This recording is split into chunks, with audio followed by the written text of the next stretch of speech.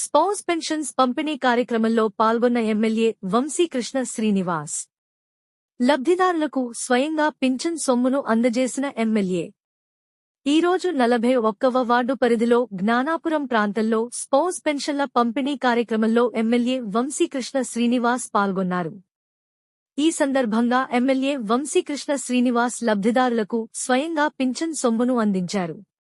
అలాగే వారి యోగక్షేమాలను అడిగి తెలుసుకున్నారు. కూటమి ప్రభుత్వం అధికారంలోకి వచ్చిన నాటి నుంచి ప్రజలు క్షేమంగా, సంతోషంగా ఉన్నారని అన్నారు.